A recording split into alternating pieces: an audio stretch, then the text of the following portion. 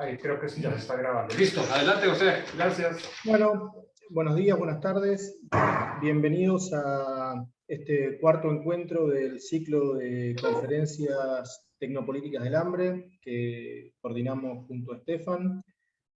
Una actividad organizada por el Instituto de Historia de la Ciencia de la Universidad Autónoma de Barcelona y por el Instituto de Investigaciones Históricas y en Humanidades y Ciencias Sociales de la Universidad Nacional de La Plata de Argentina.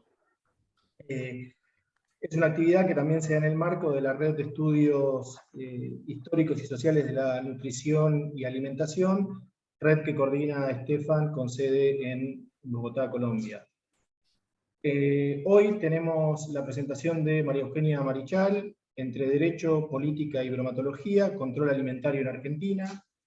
María Eugenia es doctora en Derecho y abogada por la Universidad Nacional del Litoral de Argentina. Es también magíster en Ciencia, Tecnología y Sociedad por el Instituto de Estudios de la Ciencia de la Universidad Nacional de Quilmes. Es investigadora del Consejo Nacional de Investigaciones Científicas y Tecnológicas de Argentina y tiene sede de trabajo en el Centro de Investigaciones en Derecho de la Universidad Nacional del Litoral.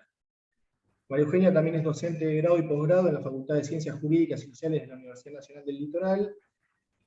Dirige el proyecto La protección del derecho humano a la alimentación, un análisis de la regulación de seguridad alimentaria en la Argentina. Dirige también el área de Teoría General y Filosofía del Derecho en la Universidad Nacional del Litoral. Y es miembro de la Red de Estudios Históricos y Sociales de la Nutrición y la Alimentación.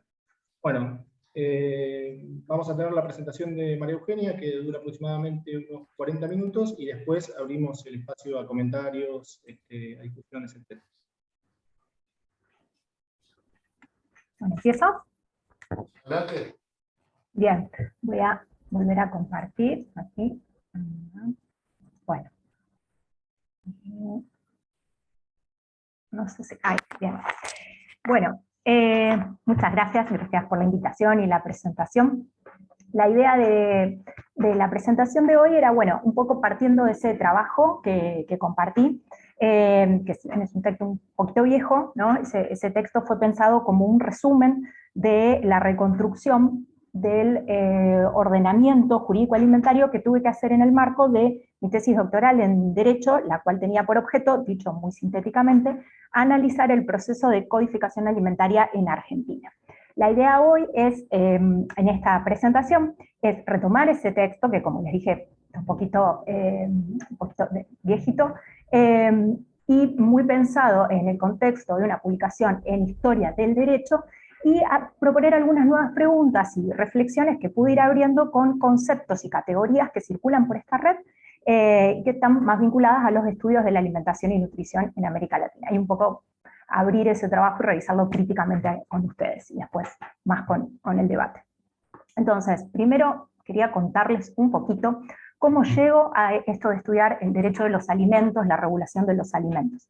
Esa tesis doctoral que les mencionaba, en realidad es como heredera, la continuación de una primera tesis de maestría en CTS, en estudios CTS, que hice en la Universidad Nacional de Quilmes, en la cual, en ese contexto, en realidad, cómo llegó a los alimentos, ¿no? En el contexto de esa tesis de maestría, el cursado, en realidad, de la maestría en CTS, yo era la única abogada en un contexto bien interdisciplinario, gente de sociales, pero también había biólogos, químicos, de hecho, compañeros de cursado, y a mí en esa pequeña comunidad, incluso con los docentes que tenía las distintas materias CTS, me llamaban la atención dos cosas. Por un lado, que esa comunidad con la que tenía el primer contacto CTS tenía una capacidad que a mí me asombraba muchísimo, viniendo de una facultad de Derecho, de desmembrar distintos artefactos, materialidades, saberes, y desmantelar esas supuestas verdades objetivas, demostrando que en realidad estaban configurados por relaciones de poder, economía, cultura, etc. Pero, salvo muy raras excepciones, no veían a la legislación, decretos, sentencias y demás, como parte de ese mundo de artefactos co-construidos. Me llamaba mucho la atención eso. Y por otro lado, me llamaba la atención que las regulaciones de esos artefactos, que sí eran objetos directos del campo CTS, ADN, ondas electromagnéticas, telescopios, reactores, etc., habían sido promovidas, diseñadas, aplicadas y reformadas por a instancias de expertos en las disciplinas correspondientes, en los campos disciplinares correspondientes, y no por, no tanto al menos, por políticos y expertos jurídicos, juristas, en los congresos, en los tribunales. Las discusiones no estaban ahí, tal como se me había enseñado a mí en la Facultad de Derecho, ¿no? Entonces esas dos cosas eran como mis inquietudes, y cuando tuve que buscar el tema de tesis, ahí, perdonen que iba a controlar el... Ahí está, estoy controlando el libro. Cuando tenía que buscar el tema de tesis, estaba buscando algún tema para estudiar este proceso que yo le llamo de colonización del derecho por los expertos, por saberes expertos científicos y técnicos. Ahí alguien me comenta, así casi como una especie de historia mitológica, ¿no? Que en la provincia de Santa Fe, en la provincia donde yo estoy, había estado prohibida la Coca-Cola durante como 30 años, ¿no? ¿Y por qué? Porque había un personaje, casi como un héroe, como un gran héroe, un científico heroico, Braulio Muyor, que había dictado el primer código bromatológico del país, me decían a mí, después veo que en realidad no era el primero, en el cual ponía como una obligación que para que un producto, una mercadería alimenticia circulara en la provincia, tenía que declarar su composición en forma obligatoria. Y como la Coca-Cola no liberaba el secreto de la fórmula, digamos, estuvo prohibida. Bueno, al parecer eso fue cierto, en Santa Fe no se podía comercializar ni consumir Coca-Cola, hay un montón de historias de gente grande que me contaba eso, pero cuando busqué documentación para poder hablar de ese caso, no había un mínimo de documentos como para hacer un trabajo de tesis sobre eso, pero sí me topé con muchos documentos súper interesantes del código bromatológico, ¿no? Y bueno, indagando eso, me di cuenta que Muyor no había sido un iluminado, un héroe aislado, como las anécdotas en los pasillos de la facultad, la Facultad de Química sobre todo, que me contaban, sino que era parte de una comunidad epistémica que se estaba forjando por esos años en el país, de químicos que se desempeñaban en espacios públicos de control de alimento, las oficinas químicas, ¿no? Que a su vez habían sido instaladas haciéndose eco de laboratorios que había en Europa, ¿no? Que desde la segunda mitad del siglo XIX se venían instalando.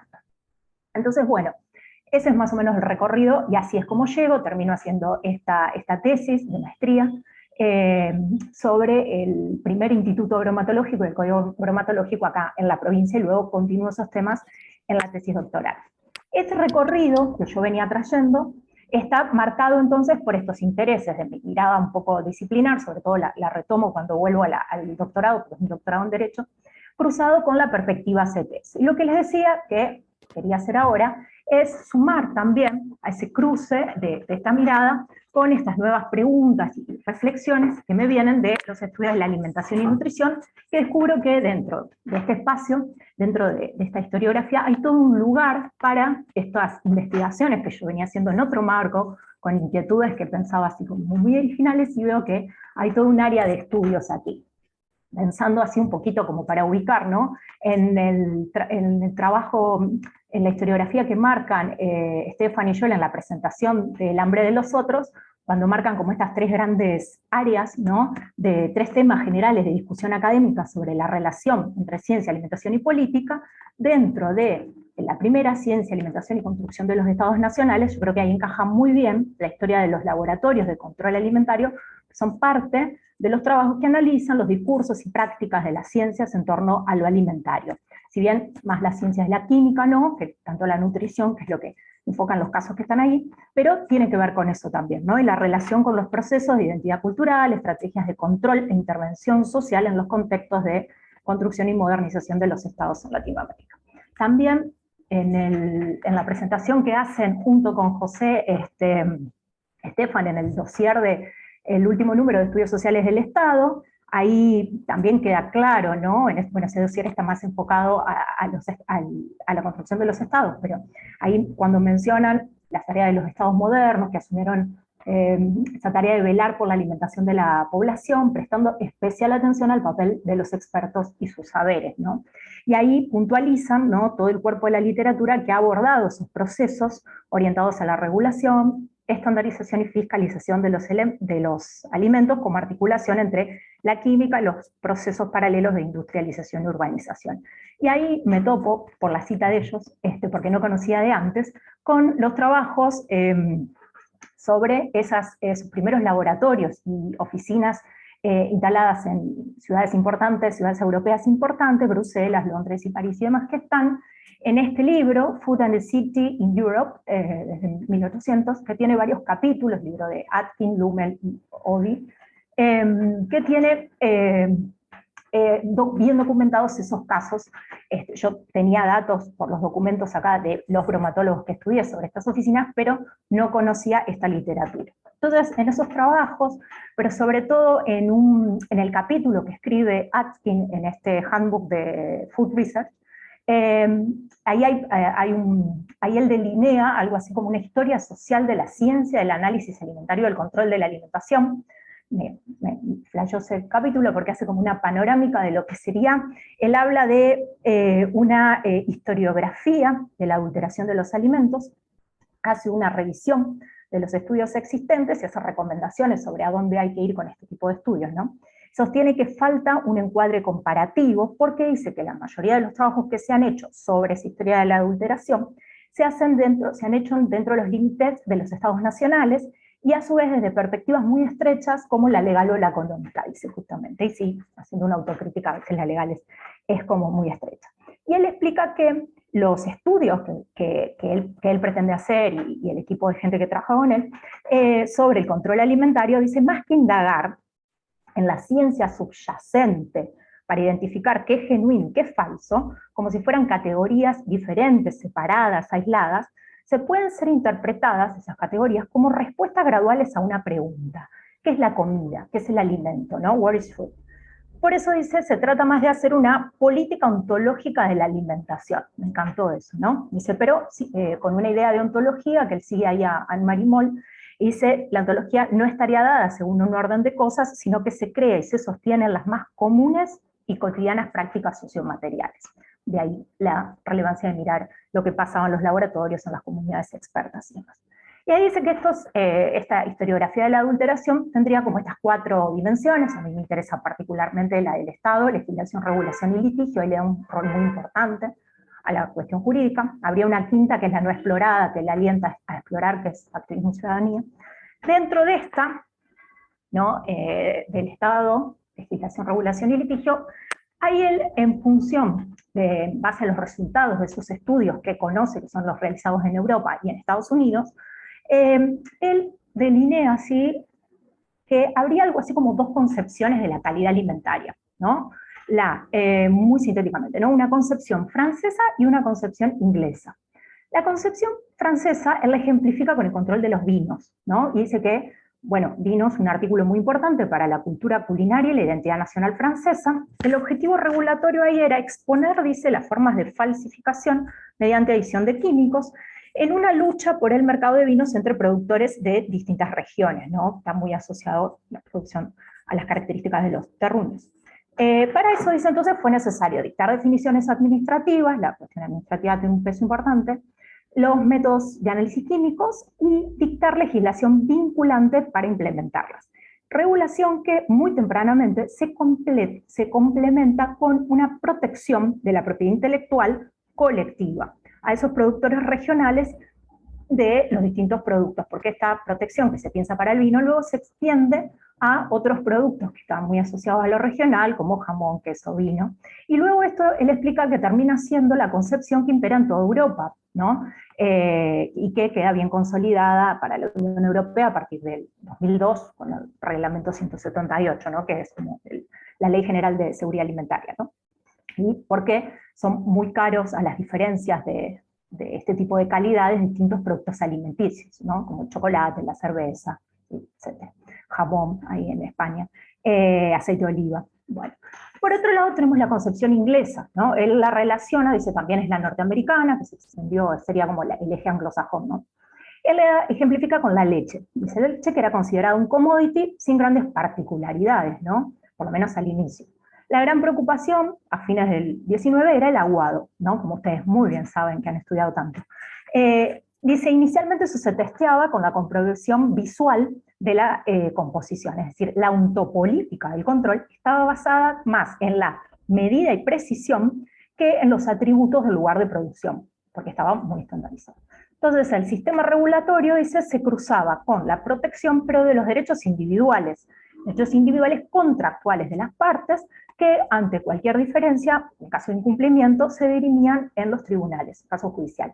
Típico de los sistemas de common law, ¿no? de sistema de precedente, en donde la jurisprudencia tiene un rol preponderante.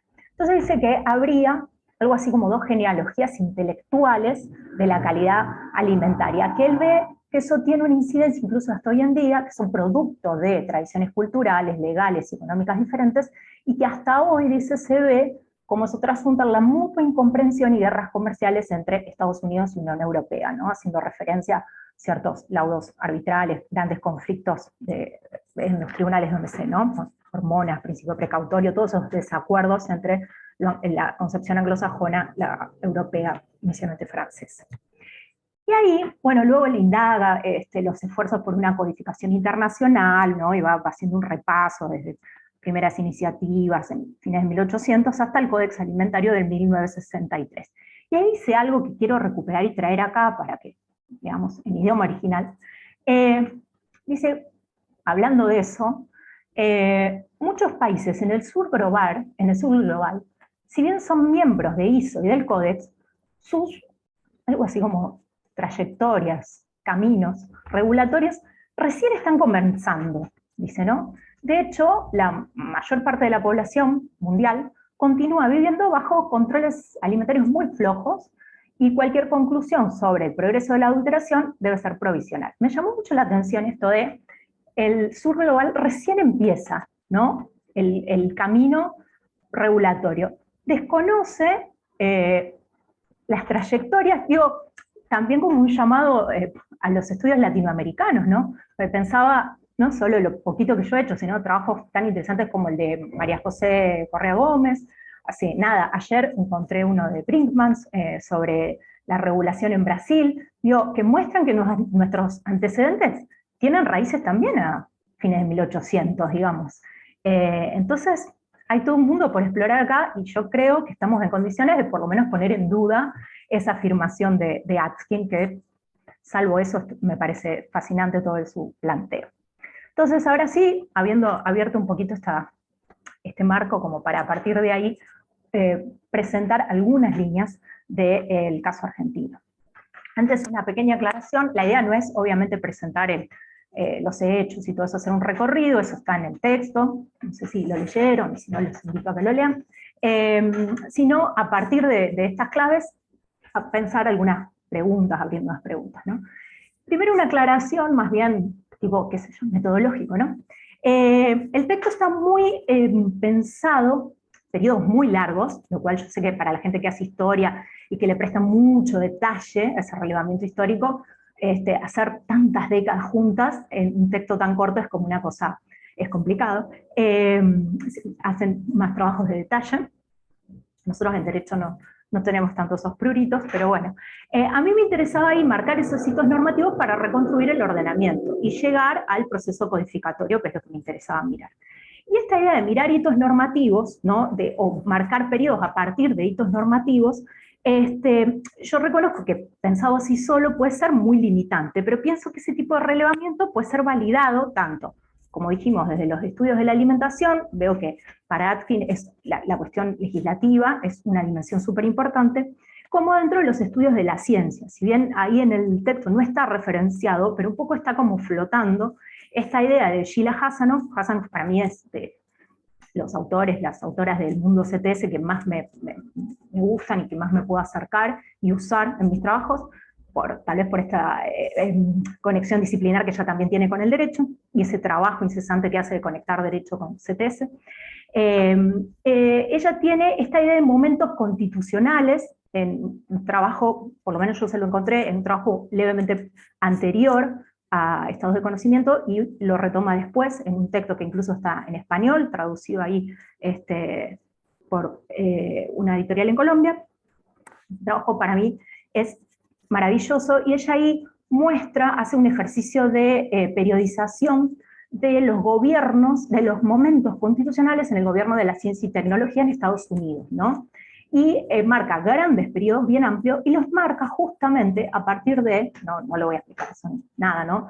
pero dice que los momentos constitucionales serían algo así como periodos cortos en donde se reescriben las reglas básicas que hacen a las relaciones entre ciudadanos, expertos y Estado sobre el gobierno de la ciencia y tecnología, y que inauguran largos ciclos donde se estabilizan esas reglas que se reescriben. Y esos momentos ella lo identifica justamente a partir de legislación y jurisprudencia, ¿no? De leading case de la Corte norteamericana, incluso no de legislaciones grandilocuentes. A veces dice, simples modificaciones de las reglas administrativas penetran profundamente en la dinámica de la democracia y alteran esa relación ciudadanos-experto-Estado, ¿no? Entonces, digo, tomo de ahí la idea, y es por eso que yo miro estas preguntas que me hago sobre la colonización de expertos y demás, y estos periodos los marco fuertemente por esta mirada tal vez de mi formación disciplinar, pero yo creo que también tiene esta inspiración de encontrar que hay momentos que se condensan las reglas expresamente jurídicas de reescritura de esas reglas básicas, ¿no? Entonces, bueno, hecha esa pequeña aclaración, digo, entiendo que centrar exclusivamente la atención en la regulación jurídica, en las normas jurídicas, es una forma muy miope, ¿no?, de comprender el gobierno, en nuestro caso el gobierno de lo alimentario, pero yo lo reivindico siempre y cuando sea entendido, ¿no?, como las normas como una especie de artefacto coproducido que puede colaborar para entender estos procesos, ¿no?, que involucra otras dimensiones, que tal vez en ese texto a mí me faltaron seguir trabajando, pero viene de ahí la inspiración. Entonces, en el caso argentino, yo identifico estos tres momentos: un momento de emergencia de la red institucional y organizativa del control alimentario, el desarrollo de la normativa, que no es precisamente la codificación, sino es previo, y el momento de estabilización a partir de sí, la codificación, que tiene rasgos muy particulares. Como les decía, la idea no es ver uno por uno, sino revisar algunas cuestiones, comentar y volver a la luz de lo que vimos que son este tipo de estudios hechos por Atkin y su equipo, ¿no?, los otros autores. En el primer periodo, el periodo fundacional, podríamos decir, puede decirse que se inicia en 1883, cuando se crea la Oficina Química de Buenos Aires, que sigue precisamente el modelo del Laboratorio Municipal de París. Sin embargo, me parece muy interesante ver cómo, aunque se tome ese modelo institucional, nuestras características sociales, económicas, legales y culturales hicieron que solo parcialmente heredásemos esa concepción de la calidad alimentaria francesa, de la que hablaba Atkin, me parecía a mí, ¿no? Solo recibimos la parte administrativa, no la protección intelectual colectiva, ¿no? Los controles alimentarios y de sustancias químicas que realizaban las oficinas, por lo menos durante las primeras décadas, se ejecutaban mayormente sobre mercaderías importadas, ¿no? No había todavía una producción nacional significativa. Precisamente de ahí este nombre curioso de oficina y no laboratorio municipal, porque eran literalmente oficinas que se instalaban en los puertos de las ciudades donde llegaban las mercaderías importadas, ¿no? Y había que controlar a los fines de determinar su pureza para aplicarle el canon de importación. Entonces, pasarían muchos años hasta que hubiera necesidad de controlar mercaderías nacionales, y ahí uno lo ve en la ampliación de la red de oficinas, que se empiezan también a instalar, a medida que va creciendo el mercado nacional, en ciudades del país que no tenían puerto, como por ejemplo Mendoza, Córdoba, ¿no? Acá en Argentina. Entonces, en paralelo al crecimiento de esta red institucional, se va gestando la comunidad epistémica de químicos que ocupaban esos puestos de analistas, ¿no?, y de inspectores. Y a medida que va creciendo la necesidad de contar con más oficinas, ellos ven la oportunidad de desarrollar su autonomía disciplinar dentro del mundo de la química y profesional al interior de las propias burocracias estatales. El espacio que usan para ir generando sus debates, sus consensos y logrando fortalecer este proyecto de estas aspiraciones de legitimación son las conferencias bromatológicas nacionales. Y se hicieron grandes encuentros que hacían estos bromatólogos de todo el país. Se hicieron 4, entre el 35 eran bianuales, entre el 35 y el 41, ¿no? Y ahí lo que se puede ver, muy rápidamente dicho, es un interés general, no disputado entre estos expertos, y una necesidad que se toman como misión propia, la necesidad de armonizar criterios en todo el país para realizar controles unificados, que fueran estandarizados y que fueran iguales, porque lo que había es una gran disparidad. Y para eso necesitaban, la herramienta era la legislación represiva de las conductas deshonestas, como llamaban, ¿no?, del fraude, de las adulteraciones. Y uno puede ver que también, de algún modo, esto era comprendido por los comerciantes porque entendían que tenía este efecto de proteger la lealtad y la competencia en el comercio, ¿no?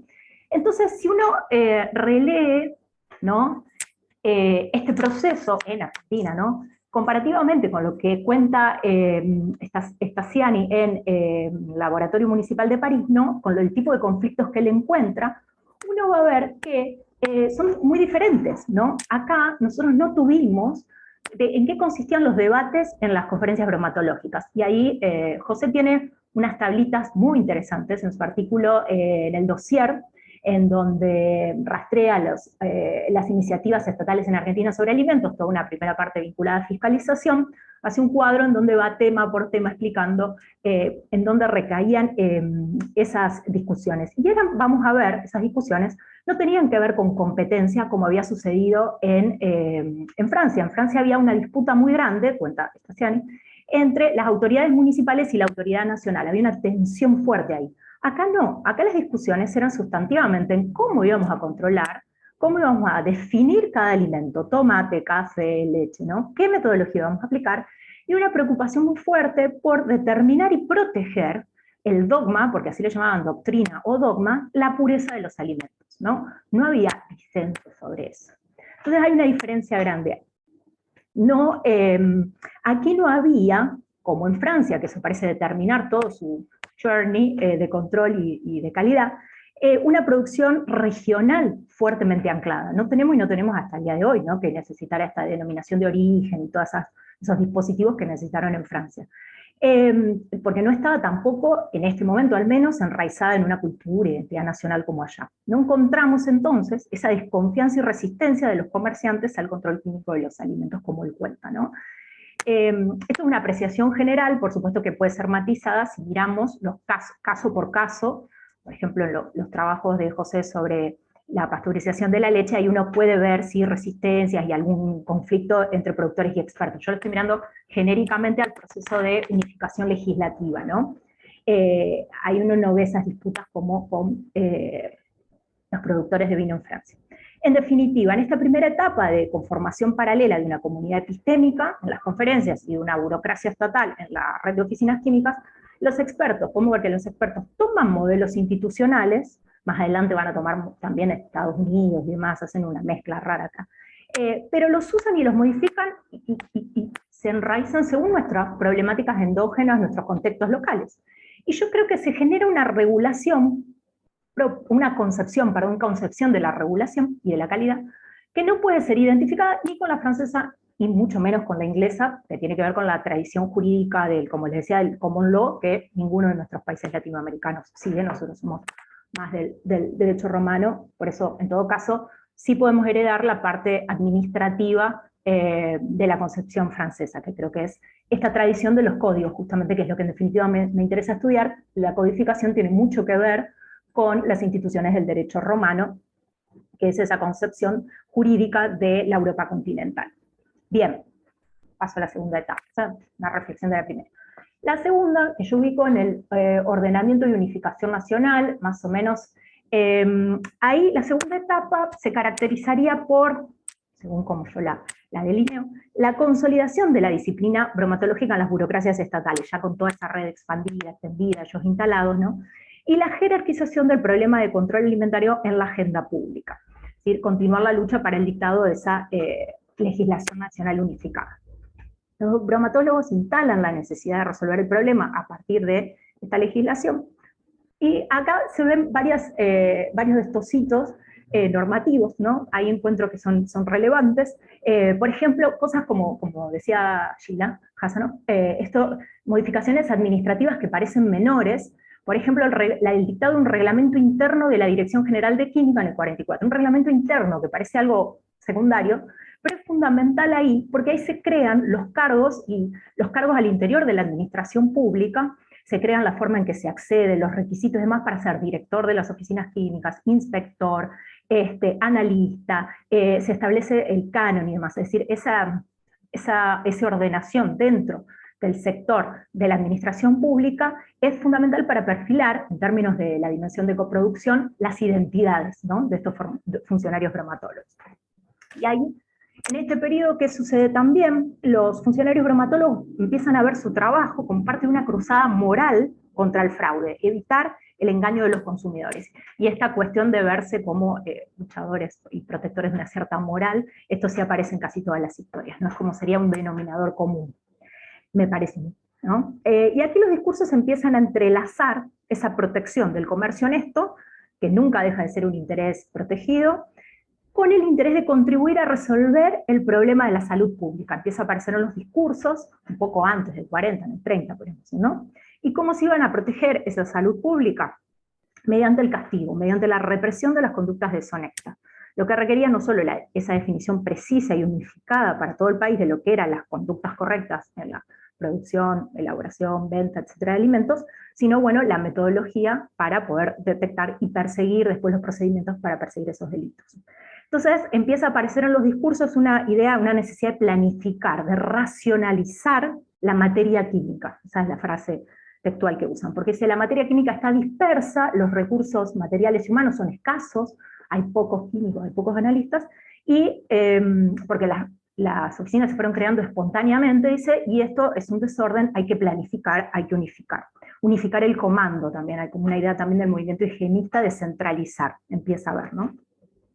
Ese movimiento de incorporación de la protección de la salud pública en la agenda, que en el discurso de las conferencias bromatológicas ya aparece claro, en el 30, se institucionaliza cuando, lo vemos también en otra norma administrativa que parece de detalle, y uno ahí encuentra la clave para ver que la salud pública entró en la agenda, en la ley de ministerios, porque uno ve en la ley de ministerios, en el cambio de la ley de ministerios en el 49, ya, bueno, gobierno peronista, reforma de la Constitución de por medio, etcétera, uno ve que la función de control de los alimentos, medicamentos y otro tipo de sustancias, que siempre estuvo desde el inicio vinculada a la materia fiscal, ¿no?, bajo el Ministerio de Hacienda, ahora se desplaza, se fragmenta, y pasa también, algunas de estas tareas quedan en Hacienda, algunas pasan a comercio industrial, y muchas de esas tareas vinculadas a lo alimentario pasan a salud pública, ¿no? Esa fragmentación incluso se puede hacer una genealogía y arrastrarla hasta hoy. Algo de eso está en el artículo también de José cuando marca las 3 iniciativas, ¿no?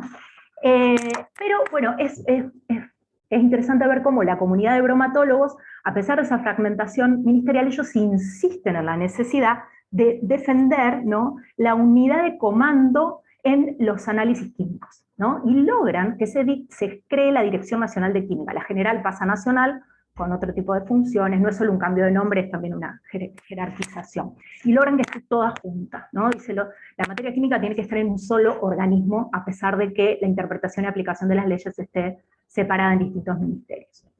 Entonces, bueno, en esta etapa, para no prolongarme más, en esta etapa también, haciendo viendo más un poco las dimensiones de discurso y representaciones, ¿no?, del concepto de coproducción, ahí me pareció, por mis propios intereses, yo ahí me detengo a buscar estas claves en el debate por el instrumento normativo elegido para producir esa unificación jurídica nacional, ¿no? Ahí la discusión entre reglamento o código, todo el debate en torno al código, el dispositivo de código o no, la conveniencia o no de eso que se interpretaba por eso en estas comunidades de expertos. Y ahí, bueno, tomo 2 figuras como casos, ejemplos que encontré, documentos interesantes: Muyor, mi héroe de Santa Fe, y Ramón Carrillo, que era ministro de Salud Pública del gobierno peronista, que tenía toda una idea, tenían ideas distintas, ambos estaban estaban a favor de la necesidad de contar con una legislación unificada, pero tenían ideas distintas sobre cómo debía ser y qué debía contener el código alimentario bromatológico, ¿no? Bueno, no me detengo en eso, está ahí en el texto.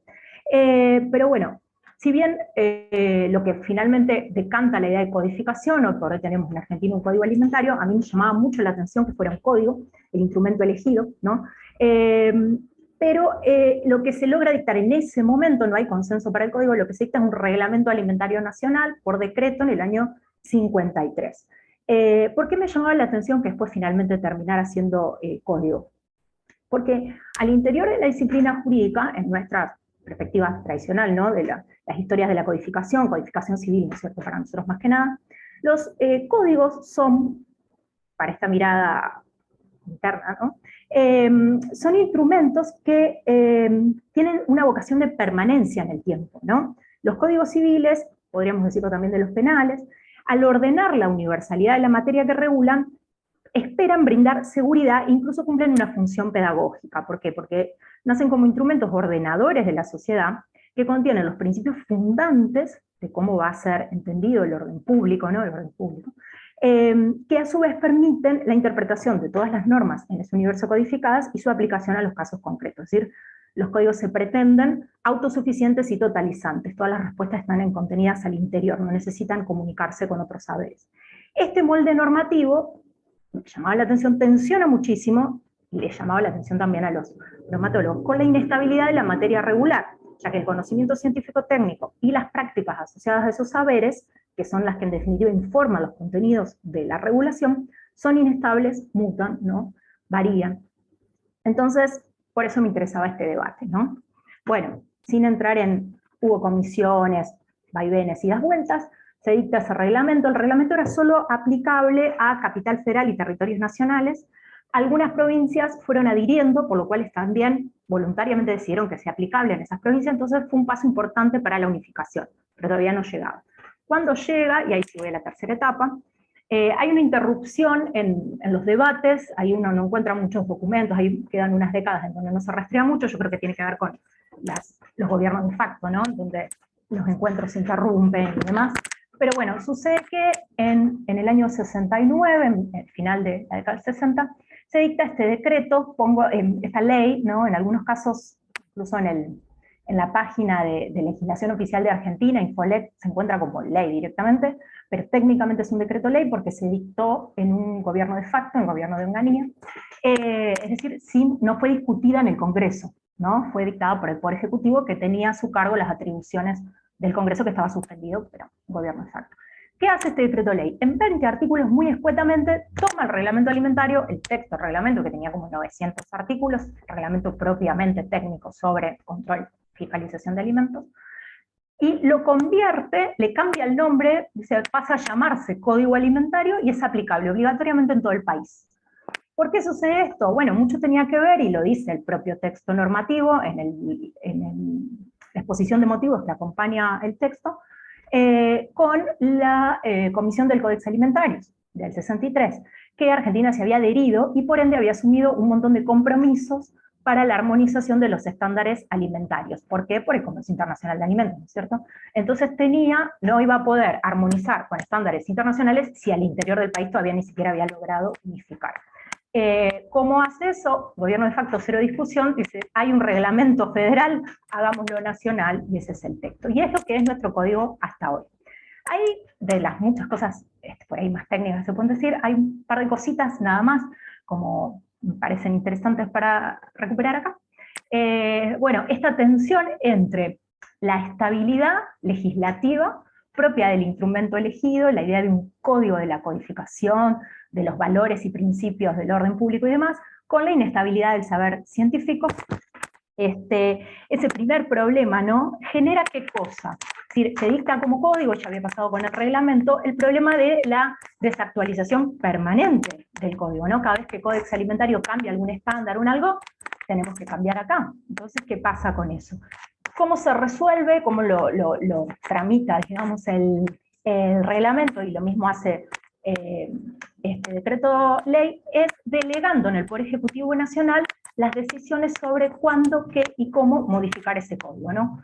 Y en el interior del Poder Ejecutivo, cómo se delegan comisiones que están en definitiva compuestas por expertos.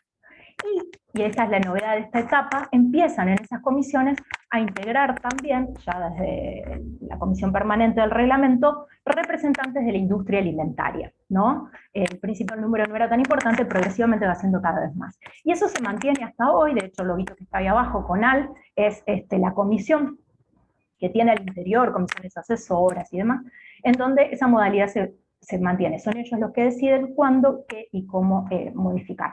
Lo cual genera, y esto solo titulo, grandes problemas vistos desde la democratización del gobierno de los alimentos, ¿no? Porque se presenta como un espacio cerrado y bastante hostil, bastante oscuro también, a la participación pública, ¿no? dicho por representantes de ONG, de consumidores que están peleando para incidir en los procesos legislativos. Y segundo, esta cuestión de que, si bien la regulación nace con la pretensión de ser fundamentalmente coactiva, ¿no? Este interés de la persecución del fraude alimentario, el fraude que era delito, el fraude de la adulteración, ¿no? La falsificación, priman en definitiva definiciones, clasificaciones, metodologías, etcétera, reglas más bien descriptivas de los sujetos y los objetos regulados. Se termina siendo un instrumento que se ve envuelto en ese casuismo propio de los reglamentos administrativos. Y eso va generando como una situación permanente de descodificación, ¿no? Que se ve acentuada con los procesos de integración regional, tanto regional latinoamericana, acá, como por ejemplo el Mercosur, como ni hablar los procesos de globalización, posteriores a mediados de la década del 90. Pero, cabe aclarar, el código un poco también ya nació descodificado porque ni en el 53 ni en el 69 lograron, una de las grandes aspiraciones del código es unificar toda la materia en un solo corpus.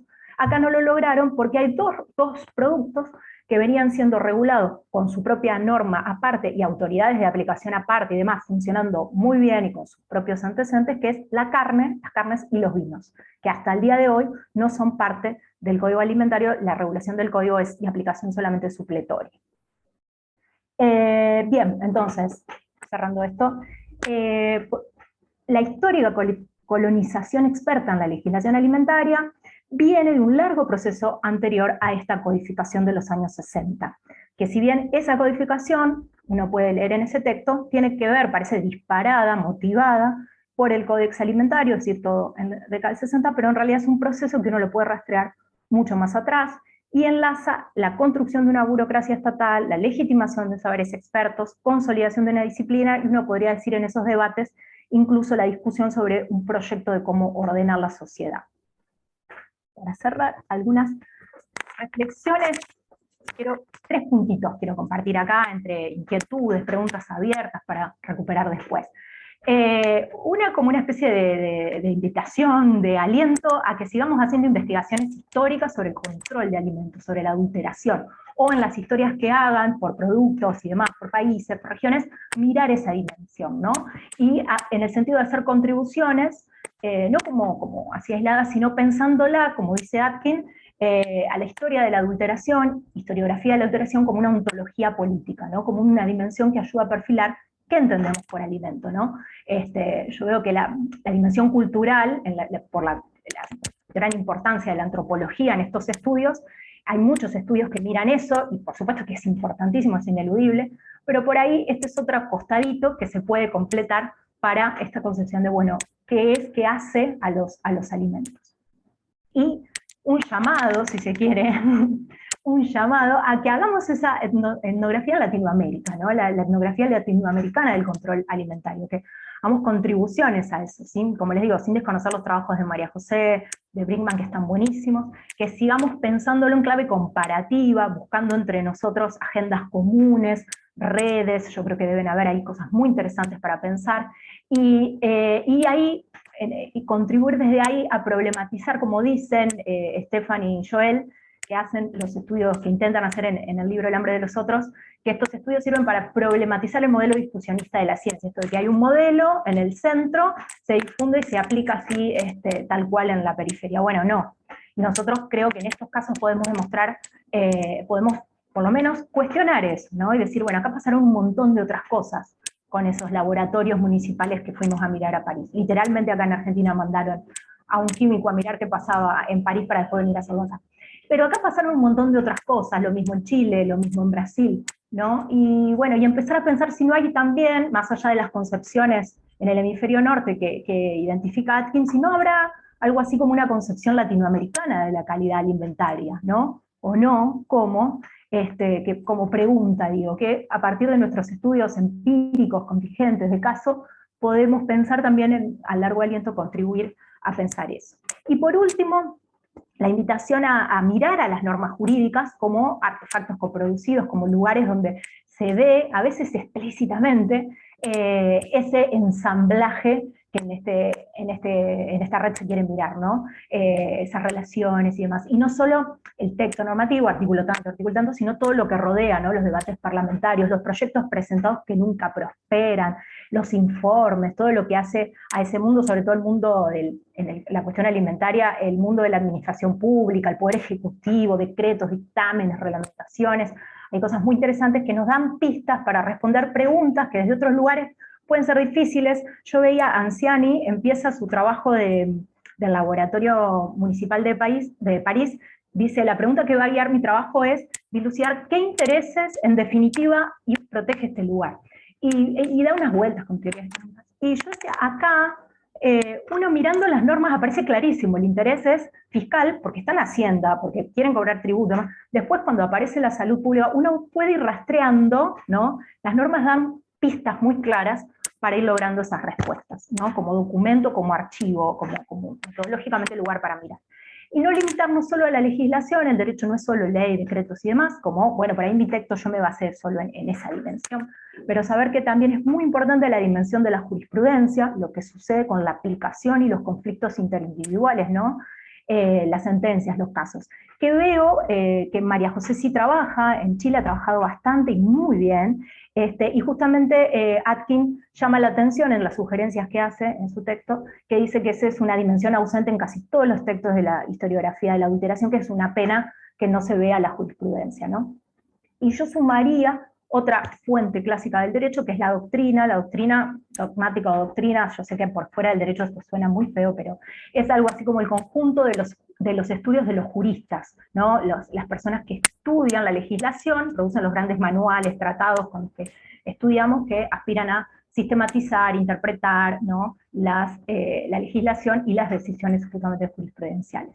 Y si los miramos en clave histórica, si tomamos, por ejemplo, en mi caso, manuales de derecho administrativo del año 20, del año 30, vamos a encontrar documentos muy interesantes también para repensar, pensar o hacer dialogar con las discusiones de estos expertos, ¿no? En la tesis doctoral algo de eso tenía, pero hay mucho por explorar, incluso hoy por hoy en problemas más contemporáneos se puede seguir haciendo.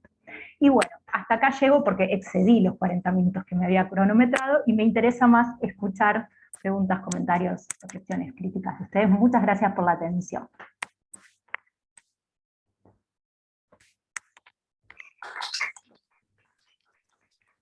Gracias.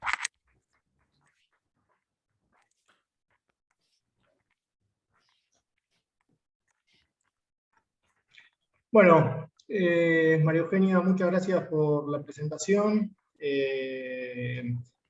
Vamos a dar espacio a preguntas, comentarios. No sé si alguien quiere comenzar.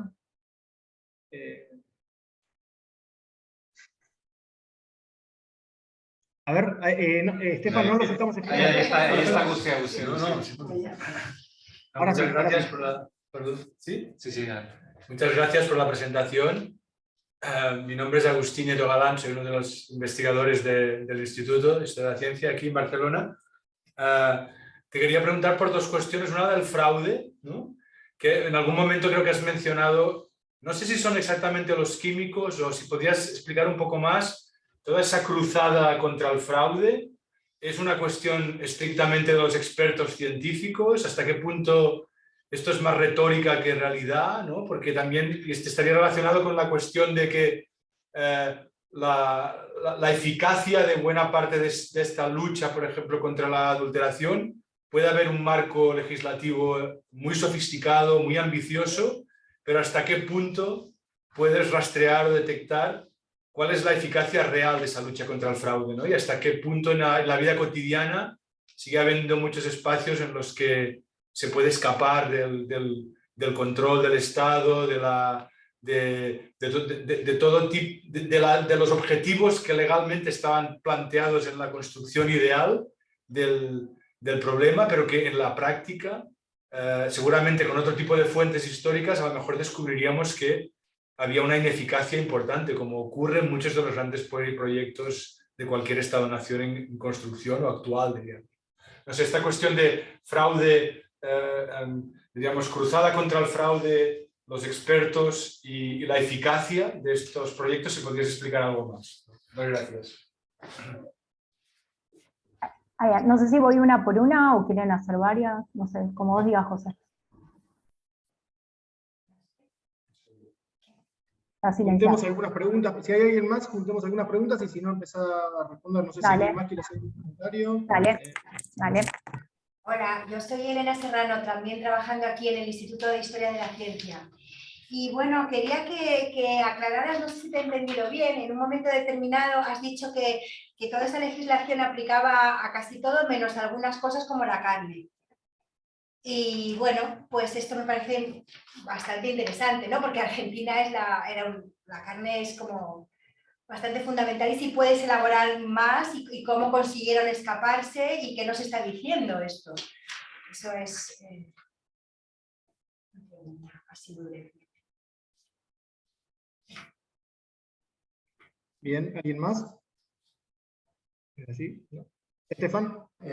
Bueno, gracias, María Eugenia, muchísimas gracias, me gustó muchísimo tu presentación. Yo no sé si tú alcanzaste a conocer, María Eugenia, en el semillero, un chico que estaba con nosotros ahí en el Rosario, en Bogotá, que hizo su tesis, él es ingeniero de alimentos, hizo su tesis sobre como el origen de la ingeniería de alimentos en Colombia, que claro, te voy a pasar la tesis porque está muy interesante, porque él empieza justo cuando tú terminas, y es en los 70s cuando la FAO y la OMS sacan como esta, digamos, esta reelaboración que van a llamar ahora seguridad alimentaria, que tiene que ver con la calidad alimentaria, y es ahí donde en Colombia institucionalmente unos incipientes químicos, ingenieros, o sea, son entre químicos e ingenieros, logran como construir una nueva carrera dentro de la universidad que se llama así, Ingeniería de Alimentos,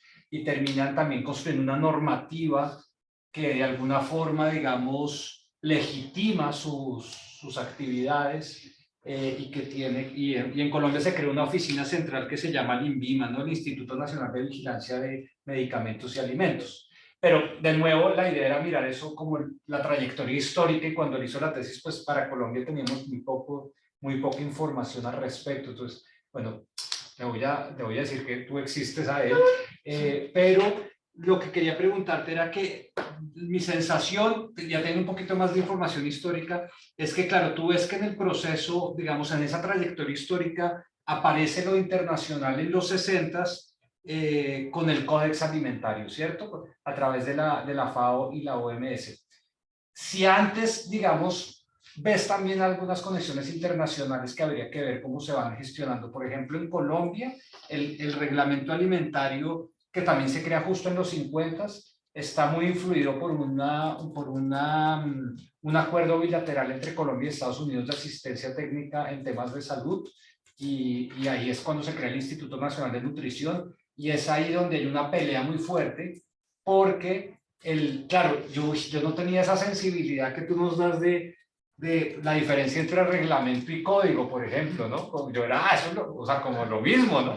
Y claro, es una sensibilidad muy fantástica, ¿no? Me haces ver un montón de cosas que yo no le había prestado atención, ¿no? Yo como muy históricamente tratando de reconstruir el concepto de calidad, ese sí, pero en estos instrumentos, estos aparatos legales, pues ahí también hay toda una complejidad que como muy bien dices, tiene que, ¿no?, ensamblarse, encajar, y pues la verdad yo ahí no le he prestado tanta atención, pero el caso es que en los 50 en Colombia se crea también un reglamento nacional alimentario, pero ya hay una influencia muy fuerte, digamos, muy evidente de Estados Unidos en este caso, porque es a través de esta Servicio Cooperativo Interamericano de Salud Pública, se llama, pero también hay un debate muy fuerte entre los expertos locales, porque dicen, claro, nos ponen un código copiado del de Estados Unidos que implica unas infraestructuras materiales que acá no existen, que de pronto conecta con lo que Elena preguntaba de la carne. Entonces, por ejemplo, en la leche, que trabajamos también en el dossier con José, en Colombia, pues, claro, la idea era que la leche fuera pasteurizada, pero más allá del debate interno de si la pasteurización realmente era o no, la forma de resolver el problema, era que lo que se pedía, esa normativa de papel en la práctica era irrealizable por muchas razones, ¿no? Entonces, no, te quería preguntar si ves también esas tensiones entre lo local y lo internacional, incluso antes de los 60s, que ya es mucho más evidente con el Códex Alimentario. Muchas gracias. Bien, si quieren respondamos esta primera ronda y después seguimos incorporando comentarios. Bueno, buenísimo. Ay, muchísimas gracias. Gracias por los comentarios, las preguntas. Voy una por una. En la de Agustín, en relación al fraude y a esta cruzada moral que aparece en lo discursivo, ¿qué pasaba en la práctica? ¿Cuál era la eficacia de esa regulación?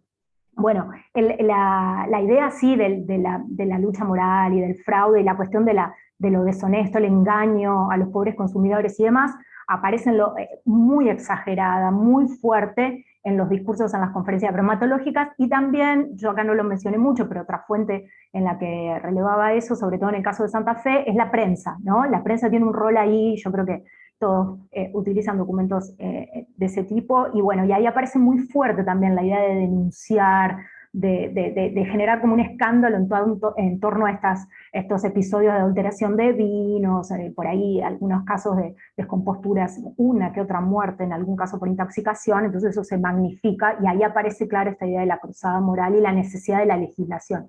La legislación demora mucho tiempo en casi todo el país en dictarse, había provincias que no tenían nada, municipios que no tenían nada, todo era muy desparejo. Santa Fe era una de las primeras, Buenos Aires también dictó, y en relación a la eficacia real, ahí me parece que tanto hay de retórica versus qué pasaba en la realidad, como vos bien dijiste, eso hay que buscarlo por ahí en otras fuentes, otros documentos, y a mí me parece que ahí pasa a ser muy relevante esto de los estudios de la jurisprudencia, que yo, la verdad, no he avanzado tanto hacia ahí. A mí me dio muchísimo un trabajo titánico la reconstrucción de este ordenamiento, y por supuesto sé que ahí está esta tensión que en teoría general del derecho siempre tenemos entre vigencia y eficacia de las normas. Una cosa es la vigencia y la validez, que es con la autoridad competente que dicta, siguiendo los procedimientos, bla, bla, bla. Eso es teoría básica, no puede tener leyes perfectas, pero como bien decían ustedes, después no funcionar. Y la materia alimentaria es un gran ejemplo, lo ambiental, lo alimentario son buenos ejemplos de estas situaciones, en donde a veces son buenas intenciones. En lo alimentario, incluso en esta cuestión de los laboratorios y los controles, en los discursos de los bromatólogos, una cosa interesante que yo veía es la sensibilidad que ellos tenían al estar en esas oficinas, y la conciencia que tenían que la legislación, que lograr, ellos peleaban porque las autoridades públicas les dictaran estos códigos, esa legislación, pero eran conscientes que aún teniendo esa legislación, si no tenían ejércitos de inspectores para controlar, labrar las actas, levantar las multas, y después que se hagan todos los procedimientos, es un procedimiento administrativo tremendo, ¿no? Con muchos principios y garantías de por medio, o sea, traccionarte un sistema administrativo penal complicado, digamos, ellos eran conscientes que lograr la sanción de la legislación no terminaba la historia, que ahí será el primer paso, pero para realmente perseguir el fraude alimentario faltaban más cosas. ¿Qué pasó efectivamente? Ya te digo, habría que buscarlo en la jurisprudencia, eso es algo que yo todavía no hice, como les digo, los trabajos de María José en Chile, ella ha avanzado sobre eso, pero es una pregunta clave. Todavía no estoy ahí, la dejo pendiente para la próxima. Bueno, la pregunta de Elena de la legislación de la carne, bueno, ayer, toda esta semana, cuando pensaba qué incluía, qué no incluía en la presentación para que sea corta, hay tantas cosas que digo, esto lo menciono, la carne y los vinos lo menciono, el código nació descodificado. Bueno, con la carne pasaban un montón de cosas, tiro dos líneas de lo que a mí me parece que podría armar respuesta en el aire. Yo sé que tenemos un encuentro, creo que es el último, sobre la cuestión de la carne en Argentina, con una súper experta, una historiadora experta en esto, va a poder seguro ampliar esto, pero a mí me parece concretamente en función a la legislación, por qué la legislación de la carne queda aparte, y para mí una respuesta tiene mucho que ver con esto de las disciplinas. ¿Por qué? Porque todo lo que era el control fitosanitario de animales tenía más que ver con el grupo disciplinar de veterinarios, y recaía en la órbita de agricultura, ¿no? Vuelvo a esta cuestión de la fragmentación. Desde el inicio, los primeros controles de las primeras enfermedades, yo la legislación de la carne no la estudié mucho, hay alguna que otra cosita que rastreé sobre los antecedentes históricos de SENASA. SENASA es la autoridad de control de toda lo que tiene que ver con animales, y productos alimentarios que vienen de animales, materias primas, vegetales, es decir, ahí hay una cuestión. Yo estudié contemporáneamente cómo eran los conflictos competenciales entre ANMAT, que sería la autoridad de control de alimentos y medicamentos, y SENASA, que hay miles de problemas, superposiciones y demás. Y la cuestión de la legislación cárnica siempre recayó en este lado de la órbita, en agricultura, ¿no? Porque la ganadería tiene que ver no solo con alimentos, tiene que ver con un montón de otras cosas, con toda una industria propia muy fuerte y muy fuerte en la cultura argentina, y no pudo ser absorbida. Nunca yo creo que ni siquiera se lo planteaban, ¿no? En las conferencias, además no aparece la idea de, bueno, traigamos la cuestión de la carne, tenían demasiado con tomate, leche, todo, y estaba como claro esa divisoria de aguas, ¿no? Quedaba esto y lo sanitario era demasiado complejo y fuerte, eso era trabajo de veterinarios y agrónomos que van a aparecer después, ¿no? Las primeras estaciones experimentales, ahí hay investigaciones interesantes hechas sobre eso, no tanto desde la perspectiva de alimentación, sino estudios más de la agricultura, más en línea de lo que se comentaba en la última charla, ¿no? Entonces creo que tiene que ver con eso, con la cuestión de las disciplinas y la fragmentación ministerial. Y hasta el día de hoy hay una ley de policía sanitaria que es creo del año 1904 que está vigente todavía, lo cual es rarísimo, con muchas modificaciones, pero la base del sistema legislativo de control de carne sigue vigente. Sobre la pregunta de Estefan, gracias por el dato, me interesa muchísimo esto del rastreo de la ingeniería de alimentos, y toda la tesis doctoral desde las preocupaciones más jurídicas, ¿no? Pero me interesaba mucho ese pasaje, cómo fue el pasaje discursivo de bromatología a seguridad alimentaria, cómo cambia el término y cambian los modelos, y qué cambia del tipo de control, y ahí en lo normativo aparece todo un universo de derecho administrativo autorregulatorio, porque el discurso de seguridad alimentaria trae esta idea de que los privados se controlan a sí mismos, ya no hay tanto peso en el Estado y las inspecciones. Bueno, hay todas unas discusiones súper interesantes ahí para ver en ese proceso histórico, ¿no? Y hay una incidencia de lo internacional, se ve muy clara. Así que te agradezco ese contacto y esos trabajos.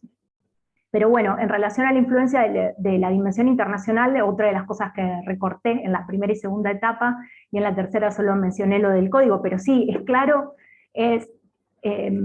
aparece la capa o la dimensión ahí articulada, imbricada de lo internacional con las discusiones legales desde el principio, ¿no? Desde el momento en que cuando acá se plantean hacer el control alimentario, mandan a un químico a París a ver cómo era, ¿no? Y venga acá y haga más o menos parecido. Y después, en las conferencias bromatológicas, todo el tiempo aparecen referencias a las legislaciones que se estaban dictando afuera, cuando la Food and Drug Administration, o sea, estaban al tanto de cada acontecimiento, de cada modificación institucional, de cada nueva normativa. Y ahí, en la primera etapa, sobre todo, aparece muy fuerte la influencia de esta doctrina del alimento puro, el dogma del alimento puro, que eso estaba forjado afuera. Que eso siempre decimos con José, eso lo tenemos que estudiar. Hay que estudiar bien cómo se dio eso y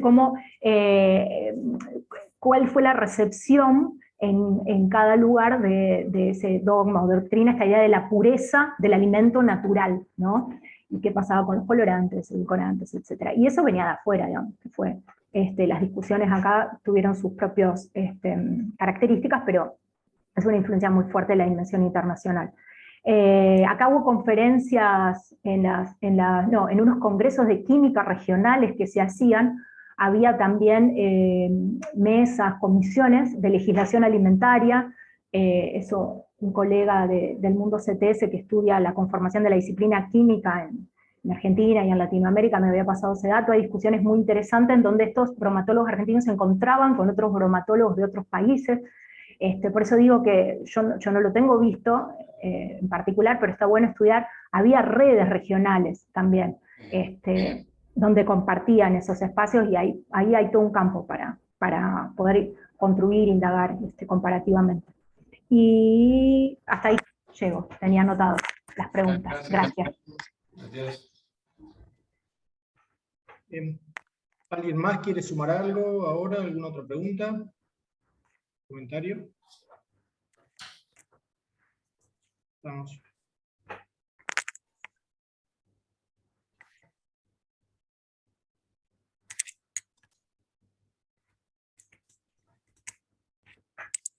No, estamos bien.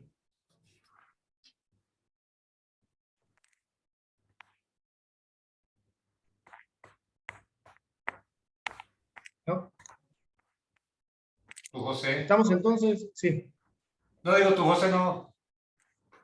No, yo no tengo ninguna pregunta específica, por eso tanto no quería digamos, intervenir, pero sí hacer como comentario general algo que le he comentado a María Eugenia previamente. A mí me encanta su trabajo y su su investigación, ¿no? Digamos, me parece que dentro de la pregunta más amplia, o las preguntas más amplias que tenemos en la red, ¿no, Estefan? Sobre cómo se construye socialmente el modo en que, o cómo se organiza socialmente el modo en que nos alimentamos y demás.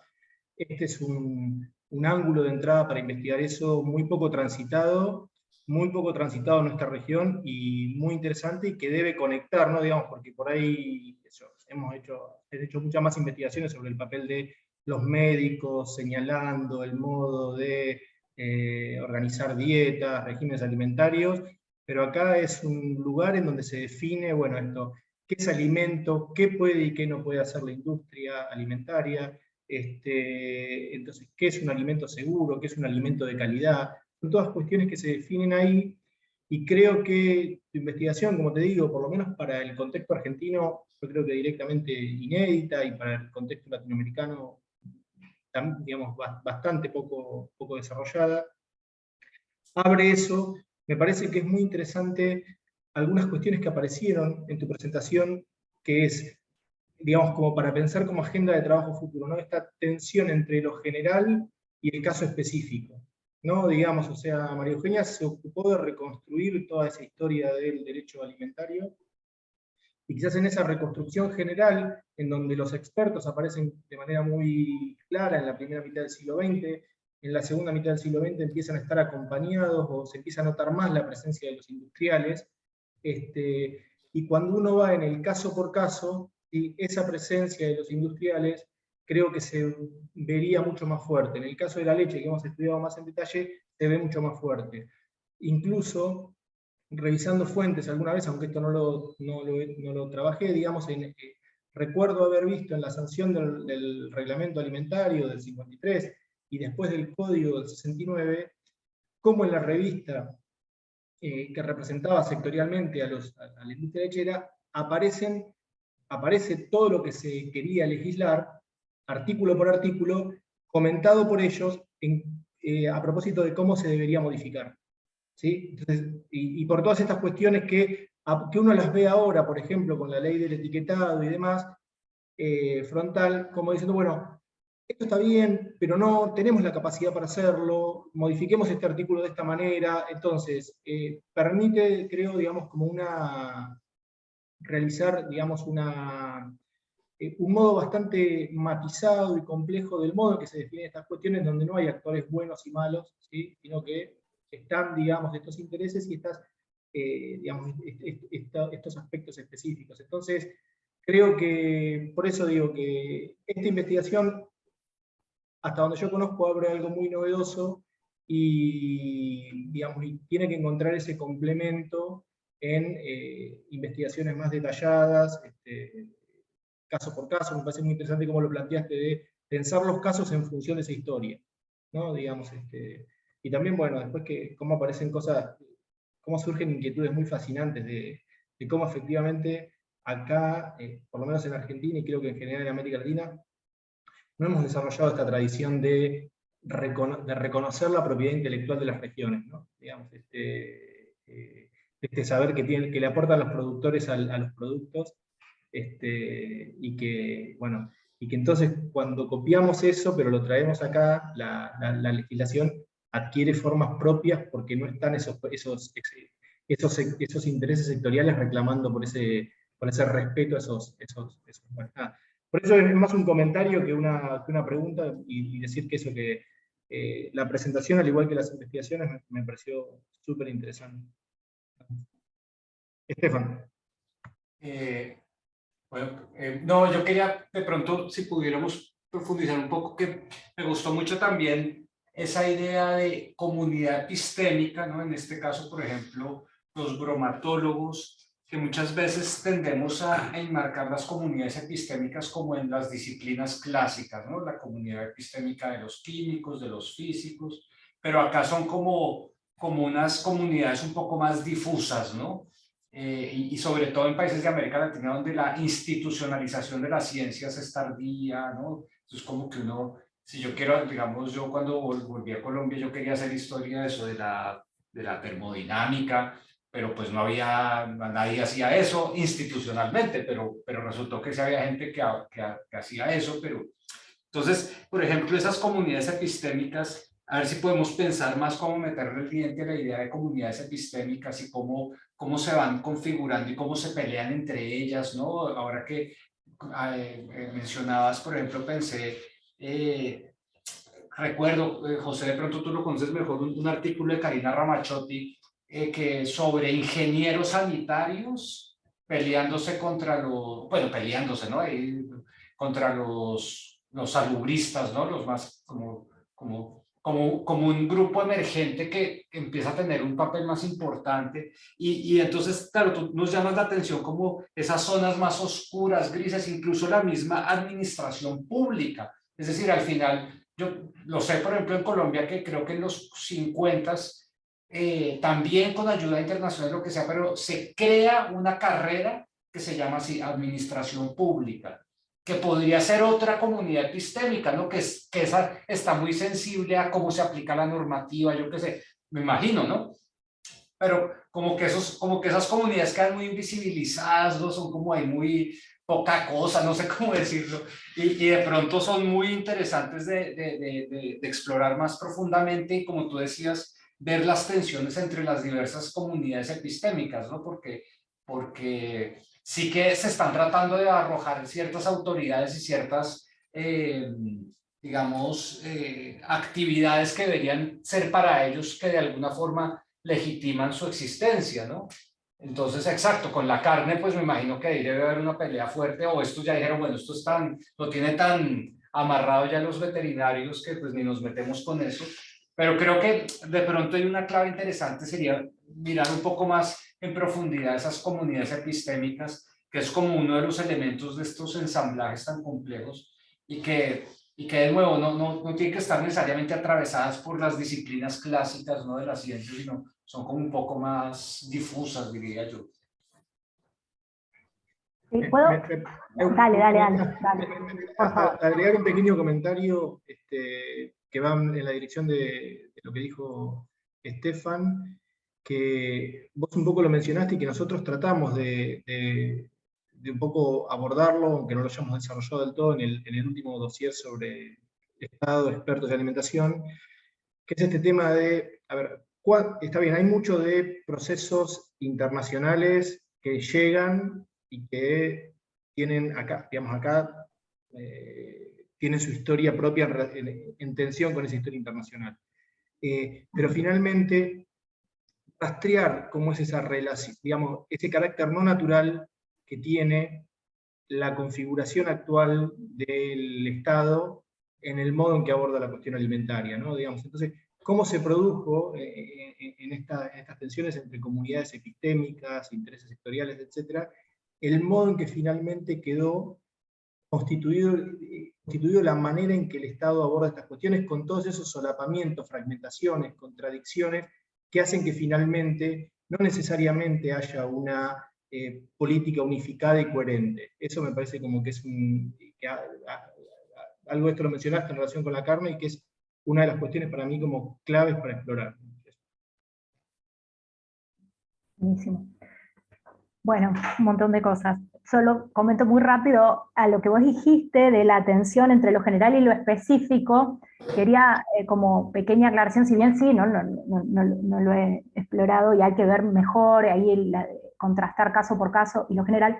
Yo cuando decía que los industriales aparecen recién en la última etapa, me refería específicamente, yo en mi mente está todo claro y como no lo digo, en realidad no está tan claro, me refería a su incidencia en los procesos oficiales de toma de decisiones, es decir, a ser parte de las comisiones que regulan.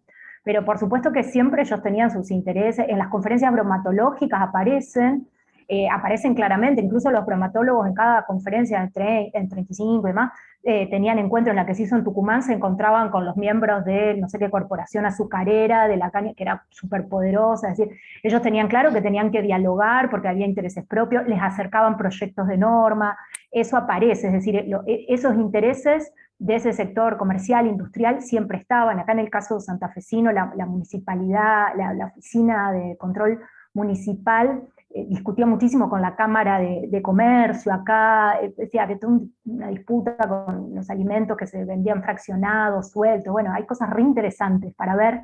Yo me refería a que logran ser un lugar en la mesa de esas comisiones en donde se toman las decisiones y donde llevan y dicen este artículo hay que modificar y demás.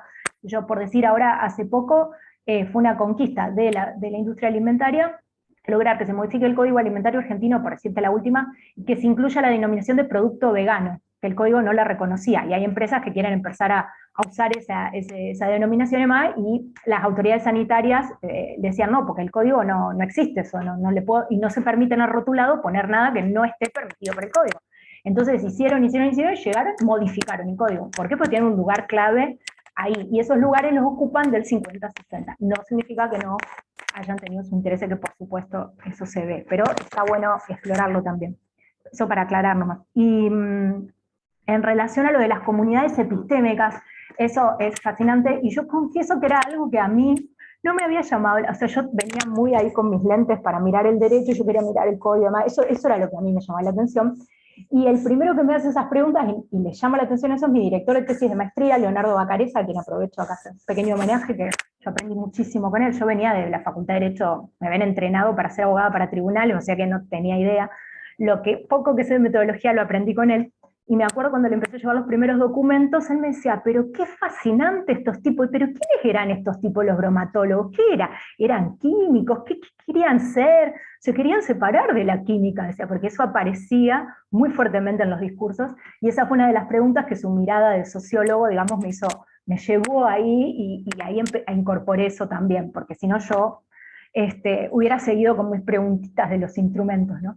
Y ahí descubrí todo esto, después ampliándolo también aprovecho a mencionar el titular de la cátedra CTS en la que participé bastante y que tiene que ver con mis recorridos y reflexiones de estas dos tesis, Oscar Vallejos, que él es un poco el que piensa esto de las comunidades epistémicas, no le preocupa mucho el concepto de lo epistémico, y sobre todo los saberes no expertos, ahí la tensión entre saber lego, experto y demás, y también hacía mucho hincapié en mirar eso como cuestión interesante en esto. Y en los documentos uno veía que efectivamente acá no había, en las discusiones, en las conferencias bromatológicas también se ve, había muchos químicos, ¿no? Que venían, digamos, sus títulos universitarios eran en química, pero su preocupación recaía en esto de la fiscalización y control de los alimentos. Y tenían más intereses, eso se ve, por ejemplo, bueno, en estos congresos de química, dialogaban más con otras profesiones, por ejemplo, algunos farmacéuticos que hacían inspecciones y demás, que tenían la misma preocupación por el fraude alimentario que con otros colegas del propio universo de la disciplina química, ¿no? Y después más adelante van a aparecer también, bueno, los médicos dietólogos, todo esto que estudia José, el anclaje ahí con los que se estaban separando de la medicina hacia las inquietudes por la nutrición y demás, y hay una etapa ahí que hay de confluencia en esta, por eso decimos comunidad epistémica, preocupada por el control de los alimentos, primero con una intencionalidad más fiscal y después vinculado muy fuertemente a la protección de la salud pública, en donde uno no ve una pertenencia disciplinar, sino una preocupación común, ¿no? Y sí, y ahí hay muchísimo para explorar más y ampliar esa pregunta y mirar, releer. Yo por ahí tengo muchos documentos que esta semana que pensaba esto, digo, uy, yo tengo que volver ahora con todas estas categorías y preguntas y más, tengo que releer todos esos documentos que tengo por ahí guardados en unas cajas y mucho digitalizado. Me dieron ganas como de volver a leer todo, porque digo, yo cuando los busqué, los documenté y escribí las tesis, tenía preguntas más estrechas, como dice Atkin, por la mirada legal, y digo, bueno, y ahora quiero leer todo de nuevo, porque seguro que voy a descubrir cosas nuevas y voy a poder sacar cosas nuevas, así que por eso, con esto termino, agradezco muchísimo esta instancia, porque es como una oportunidad me dieron ganas de nuevo a retomar contacto con esto, que por ahí por el trabajo en una facultad de Derecho había perdido un poco el contacto con estos estudios históricos, y ahora voy a retomar con todo, así que gracias por el espacio. No, a ti. Bueno, Estefan, ¿te parece que vamos dando cierre? No sé, ¿alguien más quiere hacer alguna ¿Alguien quiere pregunta, hacer? algún comentario? Sí, dale. Sí, perdón, pensé que... Realmente una más metodológica sobre las fuentes, ¿no? Por ejemplo, seguro que en estas cuestiones de adulteración de alimentos, nosotros tenemos colegas en Historia de la Ciencia que han estudiado, por ejemplo, juicios sobre envenenamiento, ¿no? En el siglo XIX, ¿no? O sea, Ramón Bertomeu y otra gente, ¿no? Valencia. Y ahí hay toda una línea de investigación en la historia de la ciencia, de la ciencia y la ley, ¿no? La ciencia y el Tribunal de Justicia, ¿no? En que muchas veces se produce una controversia para intentar culpabilizar o no a determinada persona que ha envenenado, por ejemplo, con arsénico a alguien en el siglo XIX, y hay que llamar a expertos, ¿no? A unos peritos, para intentar construir una cierta autoridad científica que luego sea aplicable desde un punto de vista jurídico, ¿no? Y esto está muy a menudo relacionado con grandes controversias científicas que se dirimen, en este caso, en una parte de la esfera pública que es precisamente el Tribunal de Justicia, ¿no? Entonces te quería preguntar si, primero, esta documentación es relativamente asequible en Argentina y si sería una buena fuente para poder, por ejemplo, reconstruir algunas de esas cuestiones sobre el fraude, ¿no? Porque en el fondo aquí uno de los problemas interesantes es qué tipo de experto científico acabará teniendo autoridad ante una controversia que en el fondo es jurídica, porque eso ya está en los tribunales, ¿no? Entonces, ¿quién acaba recibiendo ¿a quién va ¿cómo lo explicaría, no? ¿A quién, el juez, a quién le va a otorgar la confianza? ¿Quién va a ser más fiable como experto en este tipo de controversias, ¿no? Y ahí hay una lucha también por la autoridad científica de diferentes grupos.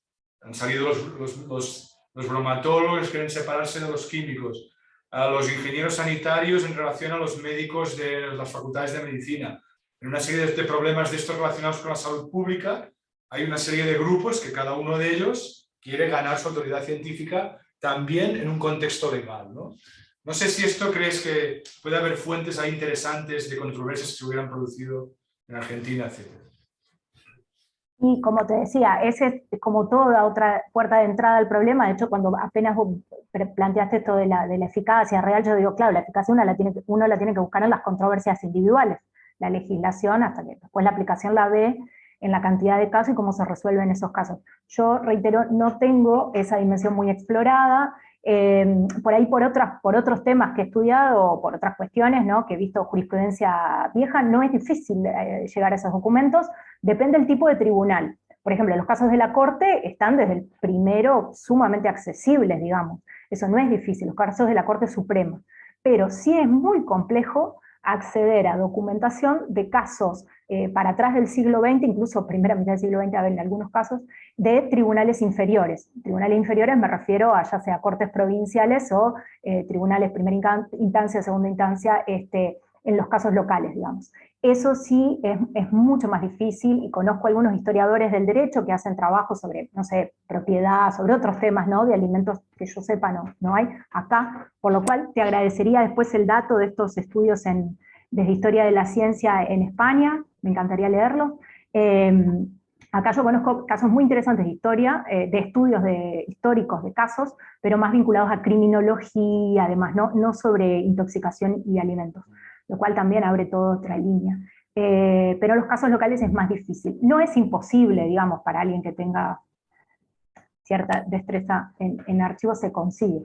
Voy a intentar verlo. Y sí lo que sí noto, me parece como, por ahí, como reflexión, que es esas preguntas por la pericia científica, ¿no?, esta idea del científico como dando testimonio para lo que es central en un caso de daños, ¿no? Estos son casos de responsabilidad por daños causados ¿no? Entonces lo central ahí es probar ese daño, que es todo en términos técnicos, jurídicos, hay un montón de cuestiones técnicas que hay que probar, y la figura del experto se convierte en central, el perito, ¿no?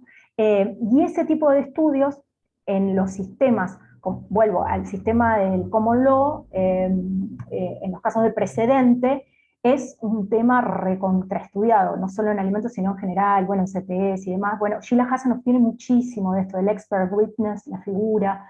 Es decir, hay muchísima literatura, ese es como un área donde se mira mucho, se estudia mucho y demás. Acá, porque el experto tiene estatus de testigo, ¿no? Es un testimonio.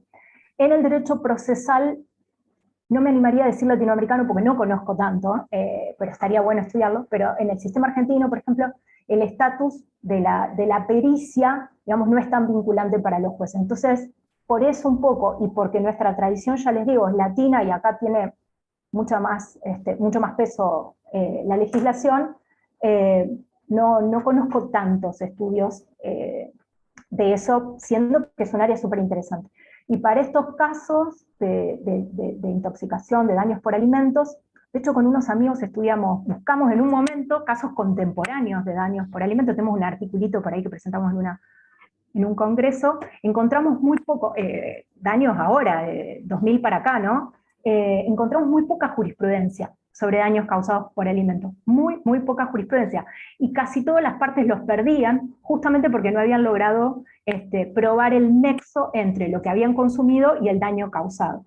Que mi director en CONICET, que es veterinario, que hemos tenido charlas así súper interesantes sobre estas cosas, él se especializa en sanidad animal, justamente, en un laboratorio de sanidad animal en la Facultad de Agronomía, y él decía que es sumamente difícil establecer ese nexo, ¿no? Hacer un dictamen, ¿no? Para decir, bueno, esta persona viene con este cuadro médico y esto tiene que ver con estos embutidos que consumió, digamos, porque la causalidad es múltiple y es sumamente difícil, entonces casi nadie te hace esos dictámenes. Me decía que a veces le requerían en el laboratorio eso y que ellos no firmaban nada porque era re difícil, ¿no?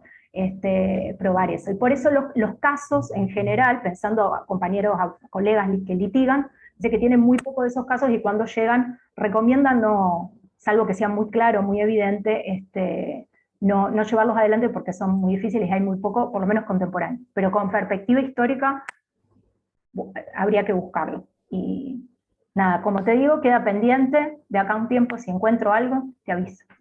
Gracias. Bueno, Quiero los datos de los... Sí, perdón. Abundando en esto de las fuentes y de el problema de la agencia de los ciudadanos y de las asociaciones de ciudadanos, igual también por ahí, porque en España había casos cuando ha habido, pues eso, lo de la colza o este tipo de envenenamientos masivos o estos, sí que a partir de las asociaciones de afectados o este tipo de cosas, también ahí se están generando discursos y confrontaciones y este tipo de... Sí, esos son casos de daños colectivos. En los casos de envenenamientos masivos, intoxicaciones masivas, mucho más fácil probar, porque vos tenés varios casos y ves que el factor común es haber consumido tal alimento. Acá hay un caso con leche en polvo y un caso con pollos, que son de la poca jurisprudencia que pudimos encontrar, pero son, claro, causas colectivas. Vos podés juntar y hacer, en esos casos, en Europa hay varios, en los libros por acá tengo varios de derecho alimentario europeo, analizan justamente esos casos, pero donde hay intoxicaciones, contaminaciones masivas. Bueno, ni hablar los casos de vaca loca y demás, cuando hay varios casos. El problema en los casos aislados, individuales, esos son muy difíciles. Perdón, José, vos ibas a decir algo. Quiero decir que más allá del caso puntual de demandas a la justicia por este tipo de envenenamientos y demás, previo a cualquier tipo de adulteración que genere algún efecto, estas cuestiones por, digamos, demandar mayor seguridad aún por fuera de un caso específico, como estudiamos en la leche y demás, lo poco que pude ver es que en América Latina la dimensión del activismo ciudadano pareciera estar mucho menos presente que lo que se ve en los casos de, por ejemplo, Estados Unidos y no sé qué tanto en Europa, no le pregunto a los colegas, pero acá no se advierte más como una cuestión de políticos, de funcionarios, de expertos, y no tanto de una demanda que surja desde la ciudadanía, por lo menos hasta donde yo conozco, y es algo, creo, poco estudiado, y digamos, no sé qué opinás vos, Eugenia, al respecto. Lo sumo a esto, digamos, inclusive por fuera de una demanda colectiva ante la justicia, para la propia elaboración de la legislación, digamos, no me pareció encontrar esto, que los ciudadanos se movilizaran para, bueno, como sí se ven mucho en los casos de Estados Unidos, para que el producto, digamos, adquiera ciertas características y demás, y que se suman a un movimiento de higienistas, por ejemplo, y establece una alianza. Acá ese tipo de actor parece estar como muy ausente. No sé, ¿qué opinas? Sí, cuando leía ese texto, así como paraguas de Atkin, pensaba eso, de las dimensiones que él marcaba, Y justamente no lo pone como quinta dimensión, porque cuando rastrea los estudios existentes, él más dice como la dimensión ausente, es lo que todavía no se ha hecho, y dice hay muy pocos estudios sobre, no sé, ligas de consumidores y eso, que en el hemisferio norte, digamos, sí hay por ahí más, incluso se ven en 1800, y acá, por lo menos es muy difícil eso. Yo creo, justo estaba leyendo hasta recién, que todavía no terminé, el texto de Brickman de la regulación alimentaria en Río y en San Pablo, y como que cuando cuenta todas las dificultades para instalar los laboratorios, dice, nosotros siempre teníamos otro problema, esto no prosperaba, había un proyecto, en una parte se contrataron los químicos, pero había otros problemas, había una epidemia, fiebre amarilla, y a mí me parece que un poco nosotros, nuestras agendas, la demanda ciudadana estaba como concentrada por ahí en otras cosas, lo alimentario, no sé si aparecía, cada tanto así estos episodios que aparecen en la prensa, pero no sé si tuvimos episodios que requirieran mirar eso, digamos, me parece que había como se concentraban en mirar otras demandas. Y eso me llevaba, digo, cuando reflexionaba esto, desde ayer, ideas en general en el aire, pensaba que tal vez también eso abona a que nuestras tradiciones de control, que se anclan, tienen raíces muy históricas y demás, y nuestro control en, no sé, 30, 40, 50, 60, no funcionaba tan mal. Digo, no llegamos a tener crisis tan grandes como, por ejemplo, bueno, en Europa explotan cuando abren el mercado común y empiezan a tener problemas, y bueno, a partir de ahí después toda la regulación del reglamento 178, con las crisis alimentarias que explotan. Acá nosotros, al interior de cada país, algo pareciera estar funcionando, porque grandes crisis no podemos documentar. Entonces, eso tal vez es lo que hace que no haya grandes gritos de demanda ciudadana, porque no hubo escándalos tan grandes, digamos. Me parece, por ahí sí se ven reclamos en relación a la cuestión de la desnutrición y demás, sí, pero la fiscalización, el control no tanto. Y digo, y yo de eso me agarraría también para contestarle a Atkin y decirle que nuestras trayectorias no están recién conversando y que podríamos tener conclusiones, sí, sobre qué tanto funciona o no funciona la cuestión de la seguridad alimentaria acá, que tan mal, tanta crisis no tenemos. Bueno. Me quedé con eso. Bien. Bueno, ¿alguien más tiene algún comentario? ¿No? Bueno, damos entonces cierre a la sesión. Estefan, ¿te parece? Bueno, pues nada, agradecer enormemente, pues, María Eugenia, de verdad que muy sugerente tu presentación. Creo que nos vamos con varias ideas y me gustó mucho ese ejercicio de proponer como una agenda, ¿no? De preguntas y de cosas por explorar, y creo que hay varios temas que vamos a poder retomar. Y bueno, esa sensibilidad que tienes a los instrumentos jurídicos me parece fascinante realmente. Pues muy chévere. Quería cerrar quizás también con este llamado de la Agencia de la Sociedad Civil. Una vez le pregunté a un nutricionista mexicano, ¿no? Porque saben que México es uno de los primeros países que implementó como política de sanidad el aumento al impuesto de las bebidas gaseosas, siendo México, o sea, siendo México, el poder de Coca-Cola en México es brutal, ¿no? El primer presidente que no fue del PRI, Fox, pues había sido gerente general de Coca-Cola México, y después de que fue presidente fue gerente general de Coca-Cola Latinoamérica. Pero aún así México logró implementar este proyecto, ¿no? Que es subir el impuesto, que además no sabemos bien si realmente funciona o no, esa ya es otra pregunta. Pero este nutricionista decía que se había logrado, gracias a la articulación de ciertas comunidades epistémicas, de los nutricionistas, etcétera, con grupos de presión de la sociedad civil, y que era esa articulación la que había logrado sacar adelante una legislación, digamos, una aprobación de una ley tan compleja como esta. En Colombia se intentó y no se pudo. Incluso hubo gente amenazada de muerte, bueno, como siempre en Colombia, pero bueno, no es historia.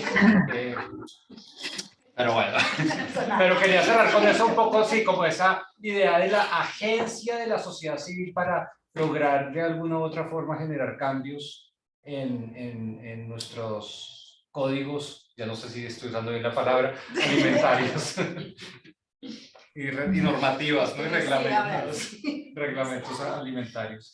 Entonces, nada, quería cerrar con eso, pero de verdad, María Eugenia, muchísimas gracias. Y lo que dijiste que quisieras volver a leer tus fuentes primarias de tu tesis doctoral, pues me parece muy sugerente, digamos, como que qué bueno que este espacio genere semejante esfuerzo, que quien quiere leerlas puede volver a leer las fuentes primarias de su tesis doctoral.